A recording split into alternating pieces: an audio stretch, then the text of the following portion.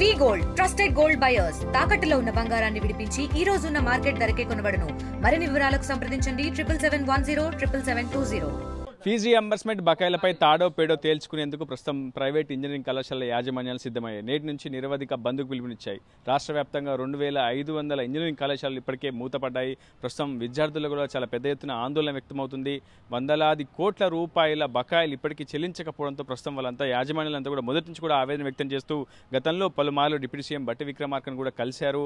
ఆర్థిక అంశాలకు సంబంధించినటువంటి అంశాలను చర్చించారు. బకాయిలు త్వరితగతిన చెల్లించాలని కోరారు. కానీ ప్రభుత్వం నుంచి ప్రకటన చేసిన విధంగా అటు కార్యాచరణ దాల్చకపోవడంతో ప్రస్తుతం మళ్ళీ నిరవధిక బంద్కు ప్రస్తుతం యాజమాన్యాలన్నీ కూడా పిలుపునిచ్చాయి. ప్రస్తుతం మన అందుబాటులో ప్రముఖ విద్యా సంస్థల అధిపతులు ఉన్నారు. వారితో మాట్లాడించే ప్రయత్నం చేద్దాం. గతంలో డిప్యూటీ సీఎం బట్టి విక్రమార్కతో అనేకసార్లు సమావేశమయ్యారు. మీరు అనేక అంశాలను వారి ముందు ఉంచారు. డిప్యూటీ సీఎం కూడా మీ పట్ల సానుకూల ప్రకటన వ్యక్తం చేశారు. విడతల వారీగా బకాయిలు చెల్లిస్తామని చెప్పారు. కానీ ఆ ఆచరణలో అది ఎందుకు అమలు కాలేకపోతుంది? ఆర్థిక లోటే ఎందుకు కారణం అంటారు? గౌరవ ఉప ముఖ్యమంత్రి గారు మా ఆర్గనైజేషన్ ఫతీతోటి చర్చలు జరిపారు. చాలా చక్కగా ప్రభుత్వ పరిస్థితిని చెప్పారు. మీకు ఏదైతే టోకెన్ అమౌంట్ ఉందో ఆ 1200 కోట్లని దసరాకు ఒక 600, దీపాలకు 600 కోట్లు ఇస్తాం, మిగిలిన విడతల వారికి ఇస్తాం, ఖచ్చితంగా మీకు అండగా నిలబడతామని హామీ ఇచ్చారు. సో దానిలో భాగంగా ఆ రోజు బంద్ను విరమించుకున్నాం. మళ్ళీ దాని తర్వాత ఏంటి, దసరాకి ఏదో 300 కోట్ల చిల్లర మాత్రం ఇచ్చారు, మిగిలిన దీపావళికి కంప్లీట్ చేస్తున్నారు, అది కూడా ఇవ్వలేదు. దాంతో నోటీస్ ఇచ్చి ఈ రోజు నుంచి మేము అన్ని విద్యా సంస్థలు, మాకు ఇక్కడ బాధాకరం ఏంటంటే జస్ట్ ఒక 4-5 రోజుల క్రితం విదేశ విద్య అంటే ఓవర్సీస్ స్కీమ్ అనేది ఒకటి ఉంది. ఒక్కొక్క విద్యార్థి ఫారెన్కి వెళ్తే 25 లక్షల రూపాయలు సపోర్ట్ చేయాలి. దాదాపు 300 కోట్ల రూపాయలు రిలీజ్ చేయడం జరిగింది. అంటే ఇవ్వటాన్ని మేము వ్యతిరేకించట్లే, కానీ ఒక 12,000 ఫీజు ఉన్నటువంటి డిగ్రీ విద్యార్థులకి ఆ ఫీజుని ఇవ్వకుండా 4 ఏళ్ళ నుంచి ఇబ్బంది పెడుతున్నటువంటి ఈ ప్రభుత్వం విదేశాల్లో చదువుతున్న వాళ్ళకి ఒక్కొక్క విద్యార్థికి 25 లక్షల రూపాయలు చొప్పున ఇవ్వటం అనేది ఎటువైపు ఆలోచిస్తుంది ఈ ప్రభుత్వం అని మాకు బాధాకరంగా ఉంది. ఇవాళ ప్రైవేటు విద్యా సంస్థలు కరోనా తర్వాత చాలా దెబ్బతిన్నాయి. కరోనా తర్వాత ఈ 4 ఏళ్ల సమస్యతోటి మరింత ఇబ్బందికరమైన పరిస్థితులు. ఇప్పుడే మన మిత్రులు చెప్పారు, చాలామంది ఆస్తులన్నీ తనఖా పెట్టారు, అమ్ముకున్నాం, చాలా రకాలుగా ఇబ్బంది పడుతున్నాం. అయినా సరే ఈ వృత్తిలో పుట్టాం కాబట్టి ఈ వృత్తిలో మనం కంటిన్యూ చేస్తున్నాం. ఇలాంటి సమయంలో ప్రభుత్వం ఏం ఆలోచిస్తుంది? లక్షలాది మంది ప్రైవేటు విద్యార్థుల్ని, ప్రైవేటు విద్యా సంస్థల విద్యార్థుల్ని ప్రభుత్వ విద్యా సంస్థ చదివించగలుగుతుందా? లేదు. ఒక్కొక్క విద్యార్థికి గురుకులాలు చూసాం, 1,00,000 చిల్లర ఖర్చు అవుతుంది. అంటే ప్రభుత్వ విద్యా సంస్థలు చదివించడం కష్టం. అంటే ఏదైతే ఈ పేద బీసీలు, అలాగే ఎస్సీ ఎస్టీలు, అలాగే మైనార్టీలు, ఈబీసీలు వీళ్ళందరూ ఏం కావాలి అంటే వీళ్ళందరూ కూడా ఆస్తులు అమ్ముకొని కార్పొరేట్ సంస్థలు చదువుకోవాలి. అంటే ఆ పరిస్థితి ఈ ప్రభుత్వం కోరుకుంటుందా? చాలా బాధాకరం. మన ప్రభుత్వంలో దళిత మంత్రులు ఉంటారు, బీసీ మంత్రులు ఉంటారు, మైనార్టీ మంత్రులు ఉంటారు. నెక్స్ట్ తరం విద్యార్థులు వీళ్ళ చదువుల పట్ల వాళ్ళకి ఏం ఆసక్తి ఉందో మాకు అర్థం కావట్లేదు. నిజంగా ఎంత బాధాకరం అంటే సెంట్రల్ గవర్నమెంట్ 60% సపోర్టింగ్ చేస్తుంది. 40% కనుక వీళ్ళు కట్టినట్లయితే మిగిలిన 60% కేంద్ర ప్రభుత్వం ఇస్తుంది. మరి అలాంటిది మరి మన ప్రభుత్వంలో ఉన్నటువంటి బీసీ మంత్రులు కానివ్వండి, మైనార్టీ మంత్రులు కానివ్వండి, దళిత మంత్రులు కానివ్వండి, వీళ్ళు ఎందుకు నెక్స్ట్ తరం విద్యార్థులు కదా? ఒకవైపు నిరుద్యోగ సమస్యతో ప్రభుత్వం అతలాకుతలం అవుతుంది. మా వృత్తి విద్యా కోర్సులు కనుక అవకాశం ఇస్తే ఎవరు కూడా గవర్నమెంట్ మీద ఒత్తిడి చేయరు. మా ఇంజనీరింగ్ విద్యార్థులందరూ కూడా ప్రైవేట్ ఉద్యోగాలే చేస్తారు, సాఫ్ట్వేర్ రంగానికి పోతారు, ప్రభుత్వం మీద ఎవరు కూడా ఆధారపడరు. ఇలాంటి ఎడ్యుకేషన్ ఎంకరేజ్ చేయాలి.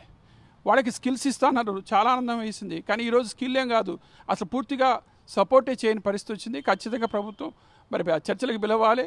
మరి ఏదైతే ఫతీ కోరుకుంటుందో దాని ప్రకారం మిగిలిన డబ్బులు ఇవ్వడం ద్వారా ఈ సమస్యను పరిష్కరించాలని మీ ద్వారా కోరుకుంటున్నాను. అసలు ఇంజనీరింగ్ కళాశాలల్లో నైపుణ్యమైనటువంటి నాణ్యమైనటువంటి విద్య దొరకట్లేదని ప్రభుత్వం చెప్తోంది. ఇప్పటికే దీనికి సంబంధించి విజిలెన్స్ కమిటీని కూడా ఫామ్ చేసింది, నివేదికను కూడా త్వరలోనే సిద్ధం చేస్తామని చెప్తుంది. చాలా ఇంజనీరింగ్ కళాశాలల్లో లోపభూయిష్టంగానే విద్య అందుతోంది. ఇంకా చాలా టెక్నికల్ ఇష్యూస్ కావచ్చు, టెక్నికల్ సపోర్ట్ కావచ్చు విద్యార్థులకు అందట్లేదని ప్రభుత్వం భావిస్తుంది. సో ఈ నేపథ్యంలో విజిలెన్స్ రిపోర్టు ఒకవేళ బయట పెడితే రేపు నివేదిక సిద్ధమైతే చాలా ఇంజనీరింగ్ కళాశాలలపై అటు చర్యలు కూడా సిద్ధం తీసుకునే అవకాశం ఉంది ప్రభుత్వం. సో ఏం చెప్తారు ఈ అంశం?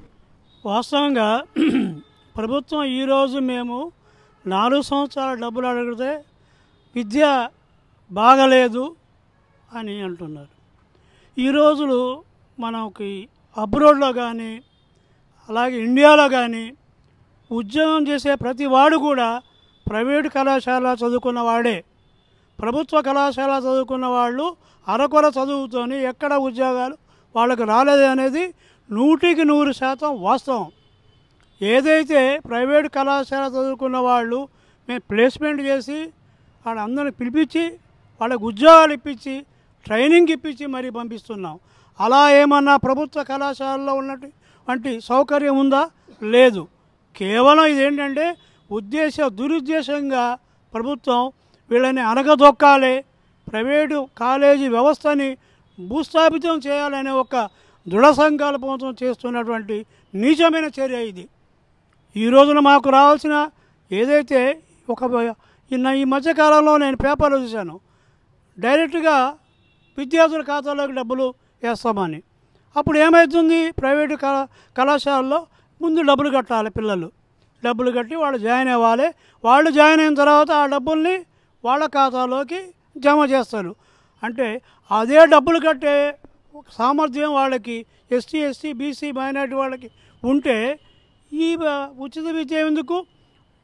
వైఎస్ రాజశేఖర రెడ్డి గారు ఏ ఉద్దేశంతో దీన్ని ప్రవేశపెట్టారు? ఈరోజు ఏం జరుగుతుంది అనేది ఒకసారి ఈ పాలక వర్గం అందరూ కూడా ప్రశ్నించుకోవాల్సింది. వాస్తవంగా మీరన్న ప్రశ్నకి సమాధానం ఏంటంటే ప్రైవేటు కాలేజీలు చదువుకున్న పిల్లలకే ఈరోజు ఉద్యోగాలు వస్తున్నాయనేది 100% నిజం. మొత్తంగా తమ డిమాండ్లను నెరవేర్చకుండా కాలయాపన చేస్తూ తెలంగాణ ప్రభుత్వం పూర్తి స్థాయిలో అణచివేతకు పాల్పడుతుందని చెప్పి విద్యాసంస్థల యజమానులు అయితే ఆరోపిస్తున్నారు. ప్రభుత్వం చేస్తున్నటువంటి ఈ అంశంలో ఖచ్చితంగా తాము భవిష్యత్ కార్యాచరణకు సిద్ధమవుతామని, అటు ప్రభుత్వ ఇంజనీరింగ్ కళాశాలల్లో జరుగుతున్నటువంటి ప్లేస్మెంట్స్ కావచ్చు, ఉత్తీర్ణత శాతంతో పోల్చుకుంటే ప్రైవేట్ కళాశాలల్లోనే అధికంగా ఉందని, ఉత్తీర్ణత శాతం కావచ్చు, ప్లేస్మెంట్స్ తాము సాధించినటువంటి విజయాలే ఎందుకు తార్కాణమని చెప్పి ప్రైవేట్ ఇంజనీరింగ్ కళాశాల యాజమాన్యాలు చెప్తున్నాయి. మరి ప్రభుత్వం వేచి చూడాలి. ప్రభుత్వం అంశంలో ఏ అంశాన్ని ఏ విధంగా చూస్తుంది, ఈ అంశంలో ఏ విధంగా కార్యాచరణ అందుబాటులోకి వస్తుంది, నిజంగా ఫీజు రియంబర్స్మెంట్ బకాయిలు విడుదల చేస్తుందా లేదని మాత్రం తేలాల్సింది. ఇది వీళ్ళు నరేంద్ర ఇప్పుడు ఉదయ RTV ఖమ్మం నుంచి. చరిత్ర సృష్టించినోడు ఇప్పుడు ఆ చరిత్రని తిరగరాయబోతున్నాడు. అబద్ధాల గోడల్ని బద్దలు కొట్టి నిజాలను రాగా మీ ముందుంచబోతున్నాడు. నిజమైన వార్తల కోసం వెంటనే డౌన్లోడ్ చేసుకోండి రా యాప్ని.